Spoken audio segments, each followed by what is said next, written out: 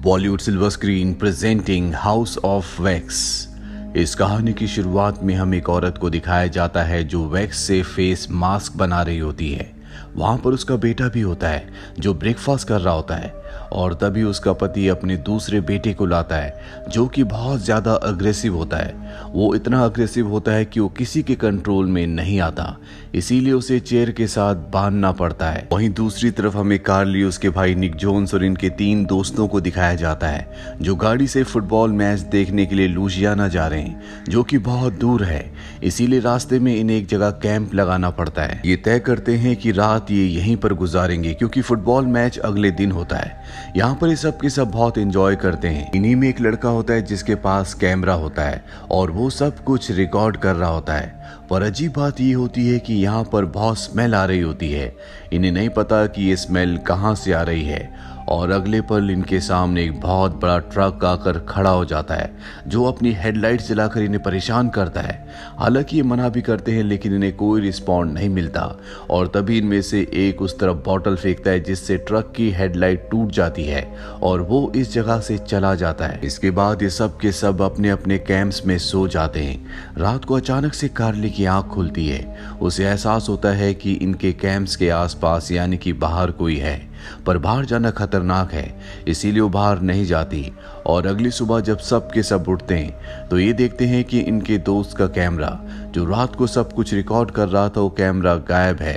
साथ ही इनकी एक गाड़ी को भी किसी ने खराब कर दिया है। अब कार्ली और उसकी दोस्त को एक बार फिर से जंगल से बहुत ही गंदी स्मेल आती है और वो दोनों उस तरफ बढ़ चलते हैं और तभी कार्ली एक बहुत बड़े गड्ढे के अंदर गिर जाती है जहां पर बहुत सारे मरे हुए जानवर होते हैं और ये स्मेल यहीं से आ रही होती है। कार्ली चिल्लाना शुरू कर देती है जो सुनकर कार्ली का दोस्त वेड वहां पर आता है और कार्ली को उस गड्ढे से निकाल लेता है। कार्ली बहुत ज्यादा डर चुकी होती है और तभी यहाँ पर एक ट्रक आता है जिसमें एक आदमी एक मरे हुए हिरन को लाया होता है और वो उस गड्ढे में उस हिरन को फेंक देता है। दरअसल कार्ली ने यहाँ पर एक इंसानी हाथ देखा था इसीलिए वो बहुत ज्यादा डर चुकी होती है। लेकिन ये आदमी जो यहाँ पर मरे हुए हिरन को लेकर आया है वो उसे उस हाथ को निकाल कर दिखाता और बताता है कि ये नकली हाथ है। इस आदमी का बिहेवियर बहुत ही अजीब होता है। वेड उससे पूछता है कि मेरी गाड़ी की बेल्ट टूट चुकी है जिस वजह से हम आगे नहीं जा सकते, क्या आप हमें किसी मैकेनिक के बारे में बता सकते हैं? वो कहता है कि टाउन में मैकेनिक मिल सकता है, मैं वहां तक आपको लिफ्ट दे सकता हूं। और अब वेड और कार्ली उसके साथ चले जाते हैं जबकि कार्ली का भाई निक अपने बाकी दोस्तों के साथ फुटबॉल मैच देखने के लिए निकल पड़ता है। पर रास्ते में ट्रैफिक जैम होता है, ये चाहकर भी वक्त पर फुटबॉल मैच देखने नहीं पहुंच सकते, इसीलिए तय करते हैं कि ये वापस अपने कैंप में चले जाएंगे। वहीं कार्ली और वेड को दिखाया जाता है जो टाउन तक पहुंच जाते हैं लेकिन टाउन पूरी तरह से खाली होता है। वो एक चर्च के बाहर जाते हैं जहां से एक आदमी आता है जिसका नाम बो है। वो कहता है कि मेरा गैस स्टेशन है जहां से मैं तुम्हें गाड़ी का वो पार्ट दे सकता हूं जो तुम्हें चाहिए, पर तुम्हें आधे घंटे बाद आना होगा।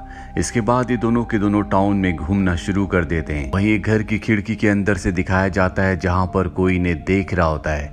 अब कार्ली को उसके भाई का कॉल आता है, वो बताता है कि हम वापस आ गए। कार्ली कहती है कि आधे घंटे बाद हमें तुम टाउन से पिक कर लेना। अब कार्ली और वेड यहाँ पर बोर हो रहे होते हैं और तभी वो हाउस ऑफ वैक्स के बाहर पहुंच जाते हैं जहां पर लिखा होता है क्लोज्ड, यानी कि वो बंद हो चुका है। लेकिन वेड कार्ली से कहता है कि हमें अंदर जाना चाहिए।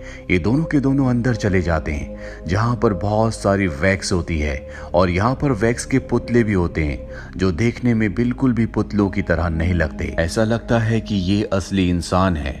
तभी वेड देखता है कि वहां पर एक वैक्स का डॉग भी होता है, पर जब वो उसके पास जाता है तो वो उस पर भौंकता है। दरअसल ये असली डॉग होता है। कार्ली को दिखाया जाता है जो एक कमरे में होती है और तभी बाहर से कोई उसे झांकता है जो देखकर कार्ली डर जाती है। ये दोनों के दोनों बाहर आ जाते हैं लेकिन बाहर कोई भी नहीं होता और अब यहाँ पर वो आदमी भी आ चुका है जिसका गैस स्टेशन है, जिसका नाम बो है। वो इन्हें अपने गैस स्टेशन के गैराज में ले जाता है जहाँ पर ये उस पार्ट को, उस बेल्ट को ढूंढना शुरू कर देते हैं जो इनकी गाड़ी की टूट चुकी है, लेकिन जो बेल्ट इन्हें इनकी गाड़ी की साइज की चाहिए वो यहाँ पर नहीं होती। और तभी बो बताता है कि मेरे घर में उस साइज की एक बेल्ट है। दोनों को वो अपने साथ अपने घर पर चलने के लिए कहता है। ये दोनों भी मान जाते हैं और अब ये बो के घर की तरफ निकल पड़ते हैं। रास्ते में बो इन्हें बताता है कि हाउस ऑफ वैक्स में पहले एक फैमिली रहा करती थी जिसमें हस्बैंड डॉक्टर था और उसकी पत्नी और उसके साथ उसके 2 बच्चे भी थे। और कुछ वक्त बाद हस्बैंड और वाइफ की मृत्यु हो गई, जिसके बाद उनके दोनों बच्चे अनाथ हो गए। अभी दोनों के दोनों बो के घर के बाहर पहुंच जाते हैं जहां पर कार्ली घर के बाहर ही वेट करती है, जबकि उसका दोस्त वेट कहता है कि मुझे वॉशरूम जाना है, इसीलिए वो अंदर चला जाता है। और जब कार्ली बाहर होती है तो वो वहां पर उस ट्रक को देखती है जो ट्रक इनके कैंप के सामने आकर हेडलाइट से इनकी आंखों पर रोशनी जला रहा था, जिसकी एक लाइट इन्होंने तोड़ दी थी। ये देखकर वो डर जाती है। वो समझ जाती है कि यहाँ पर कुछ न कुछ गड़बड़ है। वो अपने दोस्त को कॉल करती है लेकिन उसका दोस्त फोन रिसीव नहीं करता, इसीलिए वो एक वॉइस मैसेज छोड़ देती है और अब वो जोर जोर से हॉर्न को बजाना शुरू कर देती है ताकि वेड अंदर से बाहर आ जाए। और तभी घर की लाइट चली जाती है। वेड के सामने एक साया आता है जिसका वैक्स का चेहरा होता है और वो वेड के पैर को बहुत बुरी तरह से इंजर्ड कर देता है। के बाद वो घर के बाहर आता है जहां पर कार्ली होती है। वो उसके ऊपर हमला करता है लेकिन कार्ली किसी तरह से वहां से भाग जाती है। उसे पता है कि चर्च में बहुत सारे लोग हैं, इसीलिए उनसे मदद मांगने के लिए वो सीधा चर्च के अंदर जाती है। लेकिन जब वो अंदर जाती है तो पूरी तरह से हैरान हो जाती है क्योंकि यहाँ पर उन्होंने जितने भी लोगों को देखा था दरअसल वो सब के सब वैक्स के होते हैं, यानी कि एक भी जिंदा इंसान यहाँ पर नहीं है। और यहाँ पर जितने भी वैक्स के पुतले होते हैं दरअसल कभी ये जिंदा इंसान थे। इन्हें मारकर इनकी बॉडी के ऊपर वैक्स डाल दी गई है। इससे बाहर से तो वैक्स के हैं लेकिन अंदर से ये असली इंसान है। अब यहाँ पर बो आ जाता है और वो कार्ली को पकड़कर अपने गैस स्टेशन की बेसमेंट में ले जाता है जहाँ पर वो उसे अच्छी तरह से बांधकर उसके मुंह को ग्लू से चिपका देता है ताकि वो कुछ भी ना बोल पाए। वहीं हमें बो के घर पर दिखाया जाता है जहाँ पर वो दूसरा इंसान है जिसने वेड को जख्मी किया था। दरअसल ये बो का भाई होता है और अब उसने वेड को एक चेयर के साथ पूरी तरह से बांध दिया है और इसके बाद वो वेड के ऊपर गरम गरम वैक्स डालता है जिससे वो वैक्स का पुतला बन जाता है। वहीं कार्ली का भाई अपने दोनों दोस्तों के साथ यहाँ पर पहुंच जाता है और अब ये अलग अलग कार्ली को और वेड को ढूंढना शुरू कर देते हैं। कार्ली का भाई गैस स्टेशन के बाहर जाता है जहां अंदर से बो निकलता है और इसी बेसमेंट में कार्ली को कैद किया गया है। कार्ली का भाई बो से पूछता है क्या तुमने यहाँ पर किसी लड़के और लड़की को देखा? बो साफ साफ मना कर देता है। कार्ली ने अपने भाई की आवाज को सुन लिया होता है, इसीलिए किसी तरह से वो अपने आप को आजाद करती है और नीचे रेलिंग से अपनी उंगली बाहर निकालती है ताकि उसका भाई देख ले, लेकिन वो देख नहीं पाता। और जब वो वहां से जाने लगता है तो कार्ली किसी तरह से अपने चिपके हुए होंठों को खोल लेती है और अपने भाई को आवाज लगाती है। निक उसकी आवाज सुन लेता है। वो उस पर वार करता है लेकिन वो उससे बचकर अंदर चला जाता है और गैस स्टेशन को अंदर से बंद कर देता है। इसके बाद वो बेसमेंट में जाकर अपनी बहन को आजाद करता है और जब ये बाहर आते हैं तो वो कहीं भी नहीं होता। यहाँ पर इन्हें उस लेडी की सच्चाई का भी पता चलता है जो खिड़की से इन्हें झांक रही थी। दरअसल वो भी एक वैक्स की लेडी होती है और उसे इस तरह से विंडो के कर्टन के साथ अटैच किया होता है कि हर कुछ देर बाद वो कर्टन को हटाकर बाहर झांकती है ताकि जब भी यहाँ पर कोई अनजान इंसान आए तो उसे लगे कि यहाँ पर और भी इंसान रहते हैं। पर सच्चाई तो ये है कि इस पूरे टाउन में बो और उसके भाई के अलावा कोई भी नहीं है। वहीं निक के दोस्त को दिखाया जाता है जो हाउस ऑफ वैक्स के अंदर चला जाता है। वो देखता है कि वहां पर उनका दोस्त वेड पियानो के सामने बैठा है जो पूरी तरह से वैक्स का यानी कि मोम का बन चुका है। पर इससे पहले कि वो कुछ कर पाता यहाँ पर बो का भाई आ जाता है। वो उसके ऊपर हमला करके उसे भी मार देता है, साथ ही कार्ली और उसके भाई निक के सभी दोस्तों को। और अब यहाँ पर कार्ली और निक बचे हैं जो दोनों के दोनों एक शॉप में जाते हैं जहां से वो कुछ हथियार उठा लेते हैं। पर अब वो भी यहाँ पहुंच चुका होता है, इसीलिए दोनों के दोनों अपनी जान बचाने के लिए एक मूवी थिएटर के अंदर चले जाते हैं जहां पर बहुत सारे वैक्स के पुतले होते हैं और ये भी उन्हीं पुतलों की तरह वहां पर बैठ जाते हैं। पर अब वो भी वहां पर गन लेकर पहुंच चुका है। वो इन दोनों को वहां पर ढूंढना शुरू कर देता, पर इससे पहले कि वो इन्हें मारता निक के पास जो एरो गन होती है वो उससे बो के ऊपर हमला करके उसे बेहोश कर देता है। इसके बाद कार्ली और उसका भाई निक बो के घर जाते हैं क्योंकि इन्हें नहीं पता होता कि वेड मारा जा चुका है। ये वेड को बचाना चाहते हैं, पर जब ये घर के अंदर जाते तो इन्हें समझ में आ जाता है कि इनका दोस्त मर चुका है। यहाँ पर इन्हें एक बहुत पुरानी फोटो मिलती है जिसमें दो जुड़वा बच्चे होते हैं जो एक दूसरे के साथ जुड़े हुए होते हैं और ये बो और उसके भाई की फोटो होती है। इस कहानी की शुरुआत में हमें जो दो बच्चे दिखाए गए थे वो दो बच्चे और कोई नहीं बल्कि बो और उसका भाई था। बो के पिता एक डॉक्टर थे, इसीलिए उन्होंने उन दोनों को अलग कर दिया, लेकिन अलग करने के बाद बो के भाई का चेहरा खराब हो गया।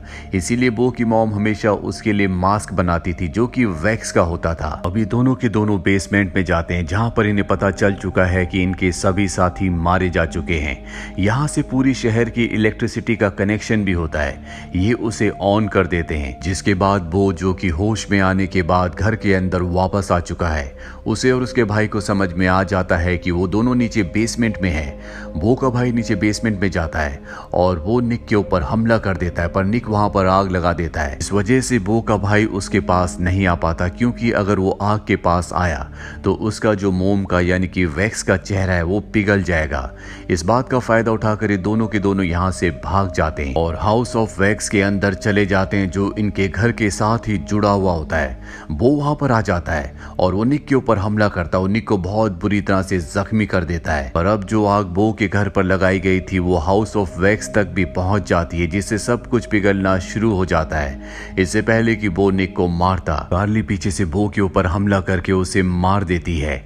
और अब यहाँ पर बो का भाई भी आ जाता है जो देखता है कि उसका भाई मारा जा चुका है। वो गुस्से से आग बबूला हो जाता है और कार्ली को मारने के लिए उसकी तरफ बढ़ता है।